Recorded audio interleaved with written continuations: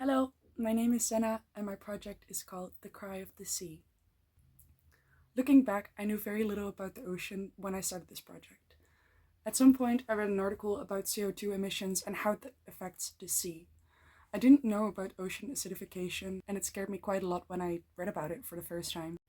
I knew the atmosphere was heating up, but I didn't know it had such a big impact on the sea as well. With this in mind, I started doing more and more research on the sea and the ecosystems that happen within it. I was very shocked to find out how much research there is already available. There are so many papers on this subject, and still I had never heard of it. How come there's so much information available, yet no one really knows about it and we don't really act on it in our daily lives? When I started talking to the people around me about these subjects, they were also shocked by the facts. They too had never heard of these issues before. I continued doing desk research and I collected a lot of shocking facts and scientific articles to support my project. Not only did I want to do desk research, I also wanted to see for myself. I contacted many organizations to see if I could see the problem firsthand and if they could come in contact with people who dive up those fishing nets or actually go into action against these problems. After a lot of calls, I eventually ended up at a maritime waste processor. At their place, I was able to see the sea waste for myself. Over there, I was allowed to climb the pile of fish nets that came in that week.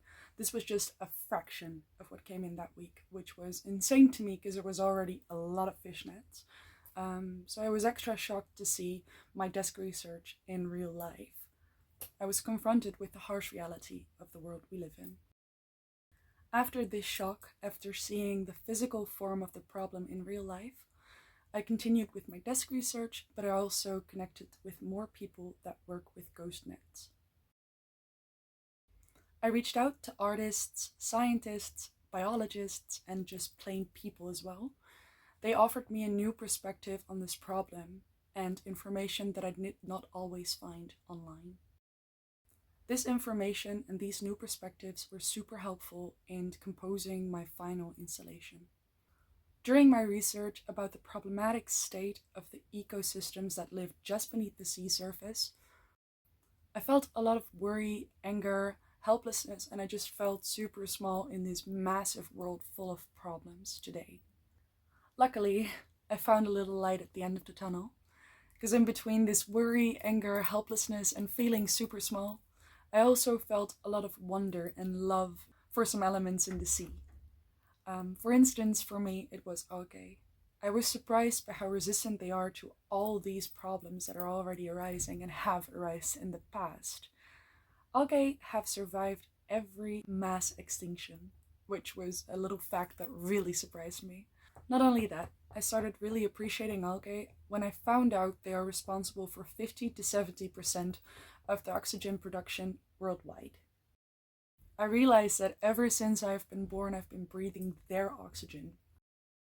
I've been living in a symbiotic relationship with algae ever since I've been on this planet, and I hadn't even realized. I bought a small pure culture of this blue-green microorganism and grew it out to this big jar of 30 liters of pure spirulina matter in water. In the past few months, I've consumed spirulina. I've worked with it in the lab and I've looked at it. I've seen it grow, I've seen it make oxygen, I've seen it under a microscope. I've just tried to explore every aspect of this algae. My broad research exists of desk research, reaching out to others, and loads of material research. I've been in the biolab more times than I can count. Based on this broad research, I eventually made an installation that reflects the interplay between destruction and my wonder. This installation consists of nets I collected myself and biomaterials I made based on algae. One reflects destruction and the other reflects my wonder. I sewed these together using thread that's used for fishing. Parts of the work are designed to decompose. The organic elements gradually decay while the synthetic waste remains. This transformation confronts the viewer with lasting effects of human impact. The installation stimulates the senses through smell, skill, light, and offers in that way an immersive experience. My aim is to spark both wonder and discomfort. urging the audience to pause and reconsider their connection to the sea and their ecological footprint. Thank you for listening.